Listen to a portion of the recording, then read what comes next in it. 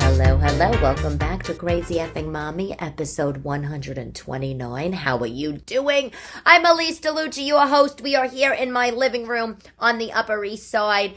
Just a quick housekeeping note. We are going to be taking a short hiatus, no episode next week, because I will be in the motherland. I can't wait to tell you all about it. I've been there before, just so you know. I got a friend, comedian, Marla, she's funny. Marla Schultz, if you're listening, hi. She's like, oh, you gotta go on like a tour, a Kentucky tour. First of all, Kentucky tours, wasn't that from like the Real World MTV? Does that still exist? She's like, no, you need to go on a tour. I'm not going on a tour. My grandmother said the same exact thing.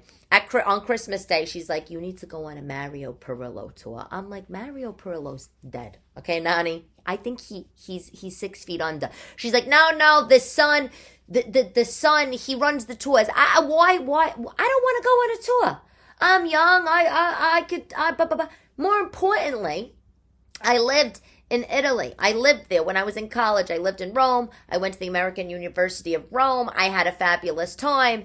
I went back as an adult. Well, that actually was, oh God, that was some story. I went back to Italy when I was 24 with the tooth.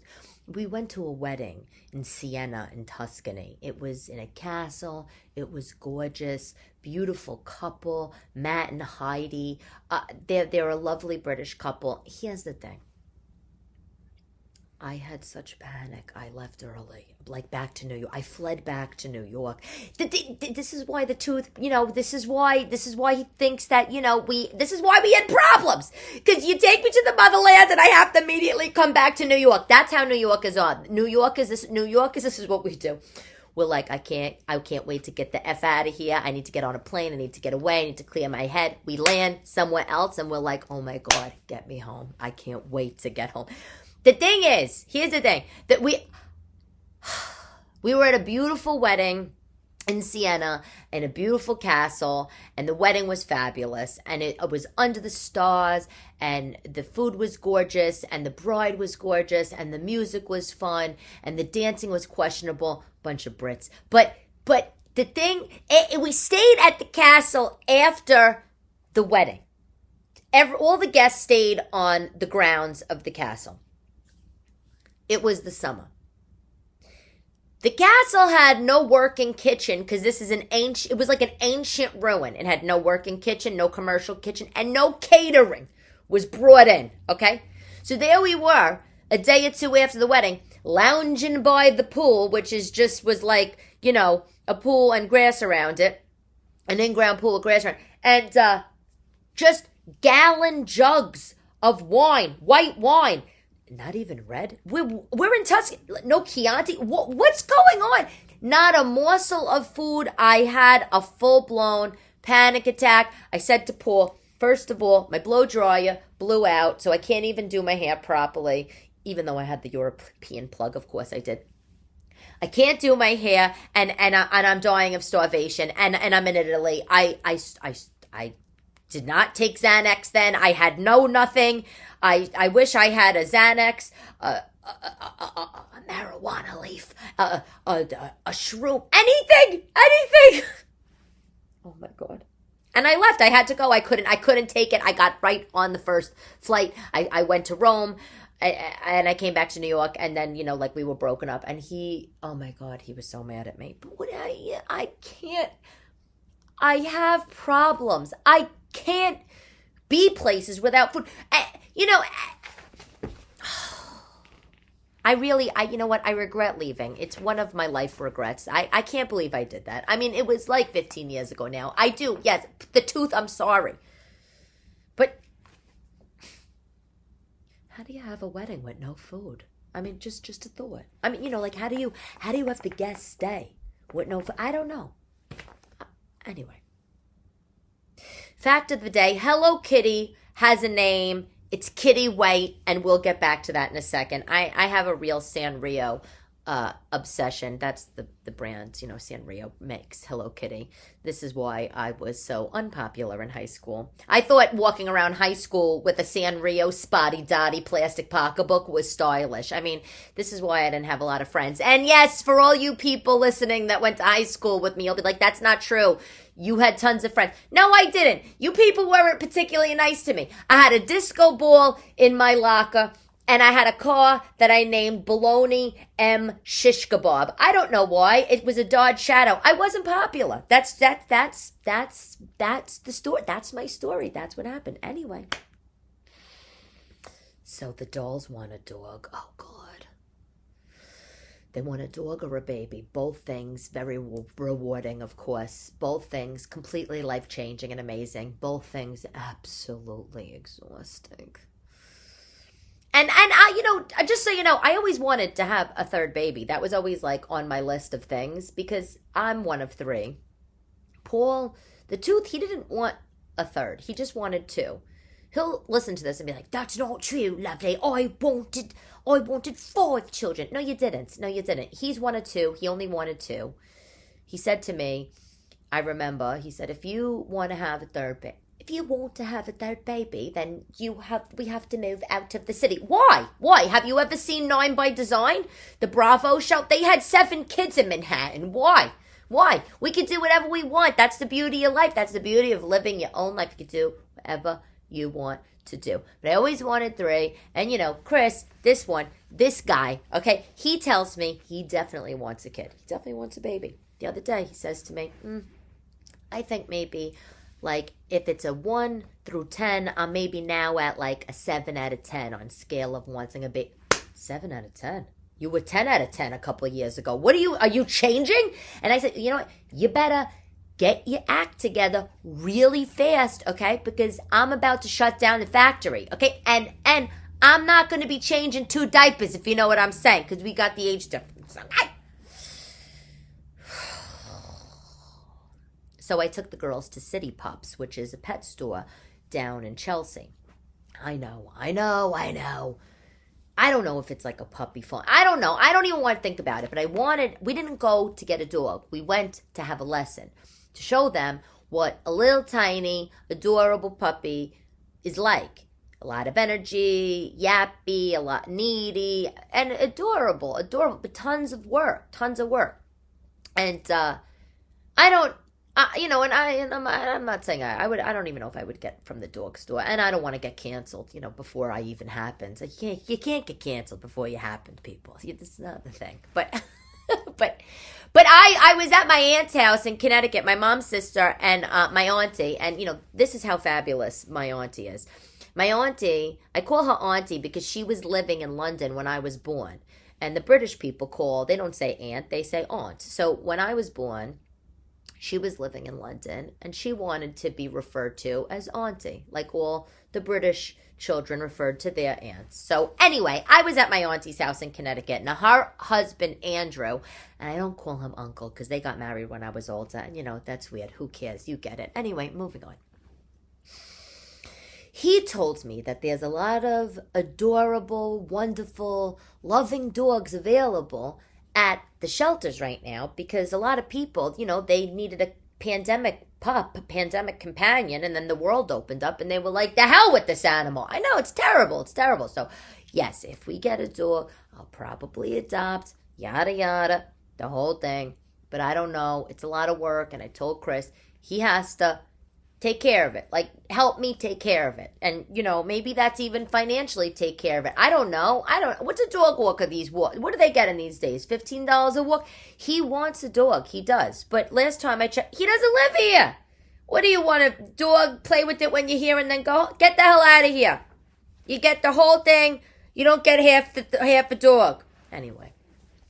Do you know your clothing size? Anytime I get asked my clothing size, I say I'm a size 2 to 24. Because it's true. It's true. I have no idea. I have absolutely no idea. And that's some of the strategies, as we know, of the stores, right? Like New York & Co., are they still open? I loved to go in there. I wasn't like the biggest fan, except when they had those velour jumpsuits. They were good. But I loved to go there because I was like a extra small, because they made their stuff extra big, you know?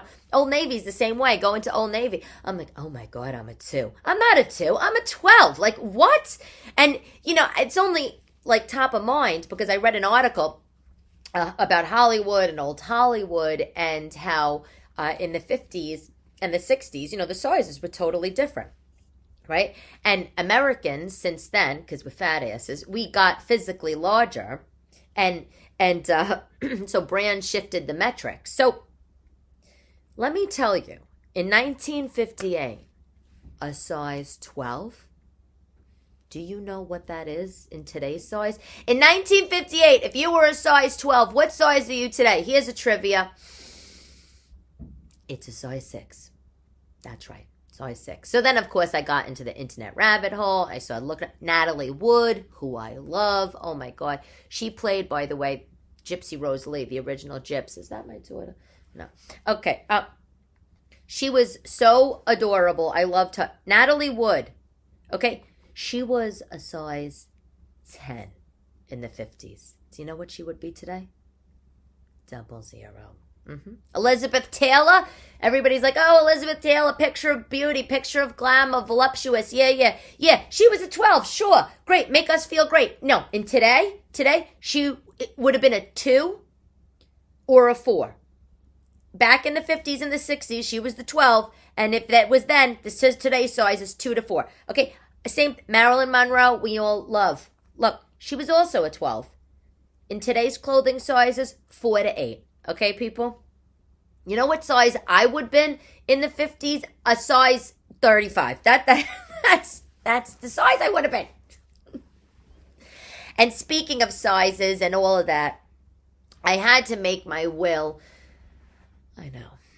Chris is like, out of all the people that don't have a will, you don't have will. I said, you know, because I was married and then I got the babies and then I you know, we both worked. It was busy. I put a very specific line in my will.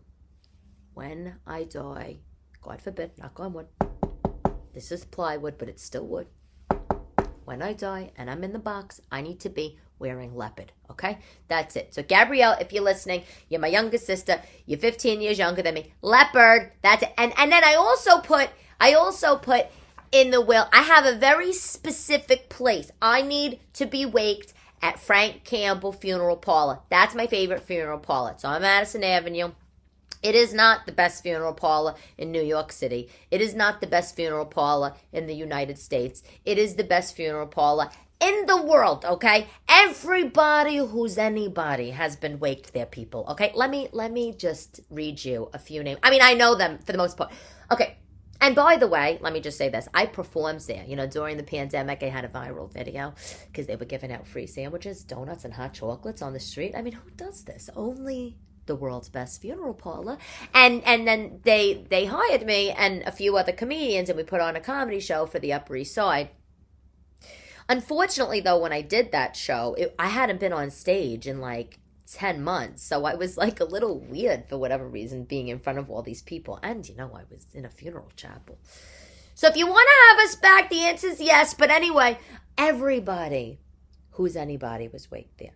Joan Rivers, Heath Ledger, Notorious B.I.G., Greta Garbo, oh my God, Judy Garland, Gershwin, Rita Hayworth, Heavy D, Michael Jackson, Oleg Cassini, Dominic Dunn, great documentary on Netflix if you haven't watched it, Joan Crawford, Walter Cronkite, Celia Cruz, Mario Cuomo, oh my, did I say Judy Garland? Just everybody.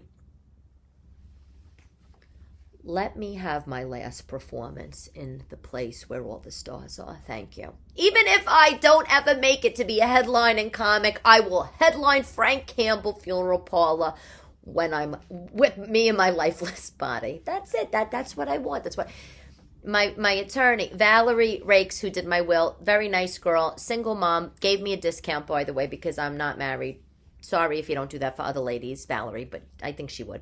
She's down on Wall Street. I recommend her. She doesn't know I'm saying this. Maybe she'll be upset. Whatever. Get over it. No, I'm kidding. I'm kidding. You're very nice. I really do like you. She's a single mom with a couple kids, and she was like, oh, you don't have a husband. All right, I'll give you a discount. I'm like, yay. Like, I love you. Now I want you to do everything for me, right? But she was like, this is a very unusual request. Like, you're basically saying you must be waked in a certain place and you need to wear leopard? Like, really? Like, what?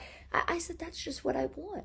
That's what I request. Like, death is a part of life, right? It's a circle of, I don't want to have to talk about it. I don't want to think about it. I can barely wrap my head around it. I have these existential thoughts all the time. It's like, and then to think about death, oh God. But you know what? All right, so if I die, at least can I die on my own terms? I mean, and I also have a very special clause I put in my will. I made it up. I think it's nice. I think I wanted to tell you guys just in case, I don't know, maybe you like it too. Should I go early? Well, whenever. I want Paulie the Tooth, who, we're very close and knows all my stuff and whatever. He has to give my daughters each a piece of my jewelry on their birthdays. So birthday gift from mommy every year until it runs out. Should I go early or whatever. Isn't that nice? I thought it made me cry when I actually came up with it. Valerie said it was sweet, and it was sweet. Wait, is it Valerie Rakes or Vicky Rakes? I actually think it's Vicky Rakes, which rhymes with Ricky Lake, which would happen to her. Anyway, okay. TV Talk. Oh my God. You are gonna love this. I am so, okay.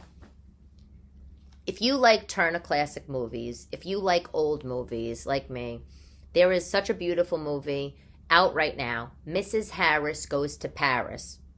You have to watch this movie with your sisters, your girlfriends, your husband, even with your mother. I told my grandmother, she's 92. I said, Nani, we have to watch it. She's going to watch it with Auntie this week. Mrs. Harris Goes to Paris. It's such a nice story. Even Chris, he was like, I love it.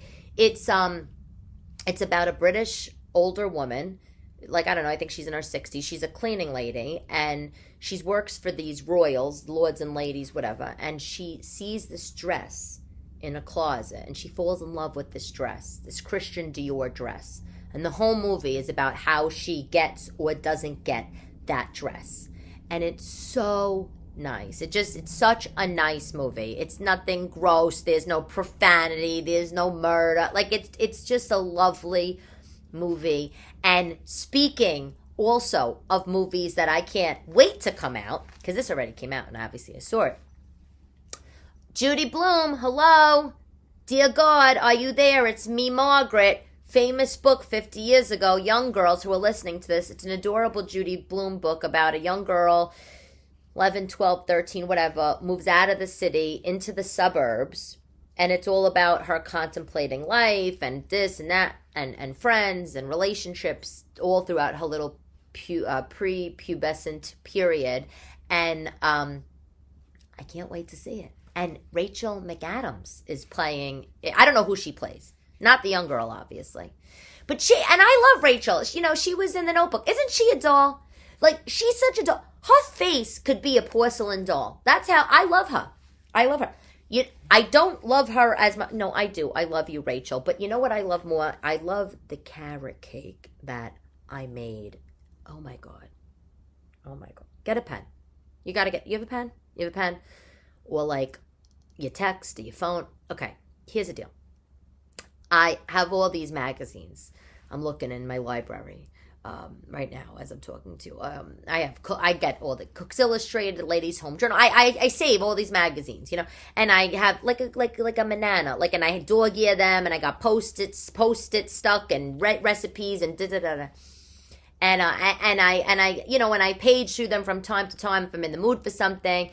And I got this recipe. I found this recipe, stumbled upon this recipe for carrot cake. And, I changed it up a little bit because I'm Italian. So this is what Italian women do, okay? If you give an Italian-American woman a recipe, even an Italian woman, Italian, you give an Italian woman a recipe, And she'll be like, oh, I made it. It was delicious. I put my own twists on it. Oh, I eliminated the basil. I put oregano. Oh, you know what? Instead of the raisins, I threw in a cup of cranberries. Italian, for whatever reason, Italian people, Italian women, we can't just give you, you can't just take the recipe and make it as is. There's like, I would say like 88% of Italian women, they'll take your recipe and then they're gonna put their own spin on it. Doctor it up because they know better. And listen, who am I? I do the exact same shit. Okay, but get the pen because this carrot cake is really something. And let me tell you, I had a crazy craving for carrot cake. Oh, I don't know what came over me. I was nuts for carrot cake. I was like, I need carrot cake. And my Aunt Lisa, who lives in Tribeca, who's my father's youngest sister, I lived with her when I was in high school. Long story. You'll read about it in the book, but which coming out end of March, maybe now early April, but it's coming. And she makes the most delicious carrot cake, so much so that every time I would stay at her house, and even still to this day, anytime I'm with her, she makes or brings me a cake or a muffin or something, carrot muffin. When I was a little girl, there was a space, I was, 16, whatever. There was a little commercial rental space available on Chambers Street, little tiny, slice of a space. And I was like, you got to open a bakery there. And by the way, this is when Chambers Street was terrible. I used to stay, because it was, if you're from New York, you're listening, it was a horror, Chambers Street. And when I would stay with her, she would say, don't walk down Chambers Street, it's so bad. And of course I did anyway. But and we saw this little rental space, and I was like, you got to open a little mini muffin store. Like, everybody will buy your muffins, your carrot muffins, because they're the best. They were the best. And this, by the way, isn't just one of those memories, like when you have memories of when something tastes good. Like, how you think the Entenmann's small chocolate chip cookies were so delicious when you were growing up, and then you have one now and you're like, they're not that delicious. Her carrot cake is still delicious. So I almost texted her for the recipe, and then I was like, you want to know what? Forget it. I'm going to go through my books. I'm just going to see what I have. The recipe I'm about to read to you, I have it written down right here. It says in the recipe that you could make it in 2 8 or 9 inch round baking pans, with the idea that obviously when it's done, you would put the cream, buttercream or whatever kind of cream cheese, whatever, and make like a layered carrot cake. I didn't do that because I used my bundt pan. Any excuse I have to use my bundt pan, I use it. I love it. I wanted to make a carrot castle. That's what I did. I made a carrot castle. I took the bundt pan. It's a Williams-Sonoma Gold Touch. I love it. I sprayed it with the Pam spray. I don't have time for the butter. I can't. Buttering a bundt pan that has all the crevices, too much. It's ridiculous. I gave it a good spray, and I made the cake. So here it is. 2 cups all-purpose flour, 2 teaspoons baking powder, 2 teaspoons baking soda, 2 teaspoons ground cinnamon, pinch of salt, 3 cups of grated carrots. I use the blade on my food processor, my Cuisinart food processor. 1 cup of coarsely chopped walnuts or pecans. I didn't have walnuts. I used pecans. 1 cup of sweetened shredded coconut. Mine was stale. I used it anyway. Didn't matter. 1/2 cup of raisins, golden, dark, whatever you have. It also says you could put the cranberries in fine. 2 cups granulated sugar. 1 cup of vegetable oil and 4 large eggs. Okay, this is how you do it. You know how to do it, but I'm going to tell you anyway. Preheat the oven to 350. You grease the pan, right? In a little bowl, just whisk together the dry ingredients. The flour, the cinnamon, the baking powder, the baking soda, and the sugar. Set that aside. In my KitchenAid mixer, if you don't have one, you use the bowl and you do it yourself, or use the hand mixer. Mix together the granulated sugar and the oil, okay? That's what we're doing here. And then once that's smooth, add an egg in one at a time. So add the 4 eggs in, add them in one at a time. Beat them all up, get it all mixed up. Then put in the shredded carrots, the nuts, the raisins, the coconut, mix it all together, and then pour a little bit at a time while the mixing is still going, the dry ingredients. Get it all mixed up nice. Pour it in to the pan. I use the bundt pan. And then you're going to bake it. And when you bake it, okay, anywhere from 40 to 55 minutes. I know this is a long time for like a long, stretch of time. But everybody's oven is different. We know this. My cake cooked in I think about like 51, 52 minutes. That's, and that how, you do the knife. If it comes out clean, then it's done. And by the way, if you're using a bundt pan and you don't know, which I know you do, you put the plate on the side of the bundt pan, you hold the plate, you get a pot holder, and you like hold it. I'm doing it in like as if you could see me. Well, if you can, if you watch YouTube. And you flip it over, and then the cake comes out on the plate. Let it rest for a little bit, and then voila, Carrot Castle. You won't regret it. This is so delicious with the coconut and the nuts and the And honestly, I felt very healthy eating this. I mean, fine. Oil and sugar. I was like, well, carrots, hello. And by the way, if you want to do an icing or something, the recipe had some icing or some special cream. I didn't bother. I cut myself a slice. I smeared it with a little cream cheese. That's how I ate it. And it was beautiful. If you really want to be a fanciest, you could take a cream cheese and put a little vanilla, mix it together, make your own fancy cream cheese. Obviously, Ready Whip is delicious, but I can't have that in my house because all I do is open the fridge, squirt it down the throat. It's a problem.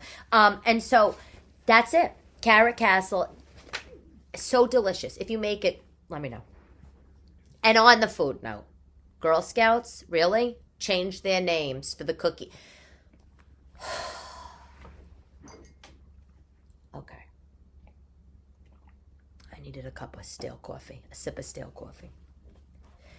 This is old news. The Girl Scouts changed the cookie names in 2021. Fine. I'm just finding out about it now because my friend's kid posted, she posted a link, buy the cookies from us, whatever. And I'm like, so where's the Samoas? Where's the Tagalongs? And I'm like, Caramel Delights, what are these? And I'm like, did we have cancel culture? Did Samoas, is there what? Did they get Please, life is so confusing. Don't have cancel culture on the Girl Scout cookies. Out of all things, really? We're canceling cookie names? Give me effing break. No. And then I found out the real reason why they changed the name is, little history. In 1930, when the Girl Scouts started, they used to bake the cookies by hand. And then they farmed out the work to all these commercial bakers, right? The commercial baking places. And then they whittled it down. So 2 commercial kitchens have the contract for the Girl Scout cookies. And it's, I have it here, ABC Bakers and Little Brownie Bakers. ABC Bakers and Little Brownie Bakers are the 2 commercial kitchens that do the Girl Scout cookies. And here's the thing. Those 2 kitchens name the cookies different. So one of those places calls them Samoas and Tagalongs and and the other one has this other fugazi names. Okay, so here. Samoas, here's the name change. Samoas are Caramel Delights. Do-si-dos are now peanut butter sandwiches. Tagalongs are now peanut butter cookies, because that's not confusing. And trefoils are now shortbreads. What are these 2 kitchens being run by Italian people? Like Italian women that are like, we got our own name. We don't want to share the same name. That's exactly what I thought when I heard this. I was like, this is ridiculous. It's ridiculous, And by the way, they make these 2 kitchens, you'll die, 200 million cookies a year. They churn out 200 million cookies a year. And the Girl Scouts sell $800 million worth of cookies every year. Good for you, girls. Good for you. What are the Boy Scouts making every year? Yeah, bupkis. What do the Boy Scouts sell? They sell popcorn. Did you know? The Boy Scouts, this, first of all, my hair, I gotta fix it. Hold on. Oh, God. My hair is looking like a lunatic. The Boy Scouts sell popcorn, okay? I never had a Boy Scout knock on my door. I never saw a Boy Scout link to buy my popcorn. The Boy Scout, I don't know, what do they think? Jobs and money, it's just handed to them. But the Girl Scouts, they're just killing it. Since 1930, Girl Scouts, you are killing the game. Girl Scouts America, I love you. I love the things you do. Good for you. Daisies and brownies and cadets, you and your green berets, and your sashes with the patches. I was a Girl Scout. I love that you girls are selling, putting feet to pavement, or you're convincing your parent to go around the office and do the deals for you. You know, you're really smart. You are making serious bank, and the boys, I don't know what they're doing. They're doing nothing. And I like you know what the Girl Scouts do, by the way, just so you know. If you didn't like them, here's another reason to like them. With any unsold cookies, the Girl Scouts donate them to food pantries and charities. There you go. That's how we do it, girls. Thank you. That's it. But maybe we could have kept the names just consistent. Just saying. Just, who am I? Just some mother with a sugar with a sweet tooth. Okay, I have a weird obsession with Hello Kitty, as I told you. So I've always Japanimation, anime. It's not really Hello Kitty, but I kind of lump it into the same. Sanrio, Spotty Dotty. Oh my God, My Melody. I think is she Hello Kitty's sister or best friend? Like me, my Aunt Lisa from Tribeca, and my sister, anytime we see anything with Hello Kitty in it in the store, we're like the Mall Madness register. Cha-ching, you've made a sale. We buy it. Like, it's ridiculous. Like, I used to have a can of Hello Kitty soda on my library as an art piece, and people would be like, why do you have this piece of shit on you? And I'd be like, no, it's art. Like, it's art. It's art. And the only reason why I'm telling you this, ladies, is because Igloo Coolers has a cooler with Hello Kitty on it, and I just died for it. I loved it. So cute. And I thought it made a cute gift. Like, if I have to buy somebody a gift and I wanted to get the cooler and then put stuff in it. The annoying thing about this, though, is nobody's buying those hard, top handle cooler. Who buys those anymore? All you can fit in it is a 6-pack and a couple of peanut butter and jelly Sammies. I mean, really? Like, you can't even fit a Tupperware of sausage and peppers in there for the beach. Like, it's no strap, nothing.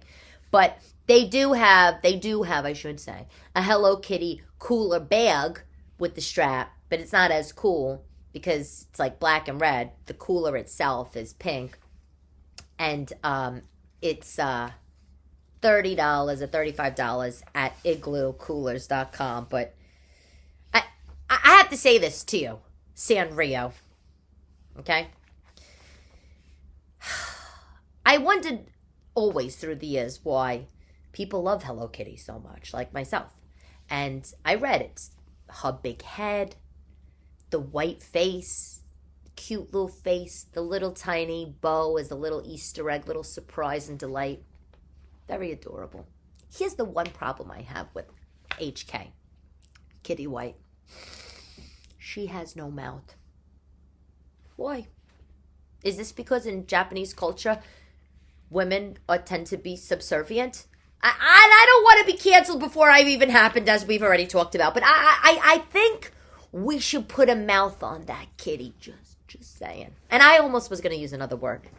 A mouth on. I think we should put a mouth on that pig. No, I think we should. Actually, I was going to say, I think we should put some lips on that kitty. And then in my head, I was like, I think we should put some lips on that pig. And then I thought, you know what? My phone would be blowing. Who are you? What are you turning into? What a filthy how were you? Well, you weren't raised like this. So I'm not saying that. But it would be nice if we put some lips on Big Kitty's head. That's all I got to say. And on the cartoon note, here's your quote of the day from Calvin and Hobbes. Remember the comic strips? Weren't those good old days when we would open the newspaper on a Sunday and see the funnies? I loved Kathy.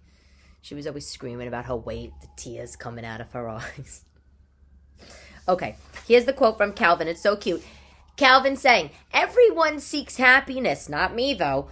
The difference between me and the rest of the world, happiness isn't good enough for me. I demand euphoria." Said to you by little Calvin of Calvin and Hobbes. I am Elyse DeLucci, and I always appreciate you for listening. And by the way, thank you for coming out to Bananas to see me and Nikki Smiggs out in Rutherford, New Jersey. If you were there, I took some nice pictures, great fans. And then I headlined a show in the smaller room at Governor's a couple weeks ago out on Long Island. It sold out. Thank you to everybody. I cannot wait to see you on the road as we get more into 2023. And I cannot wait to tell you all about my La Dolce Vita Italian adventures coming soon. I'm Elyse DeLucci, the Italian mother you didn't know you needed. This is episode 129, and I love to love you, baby.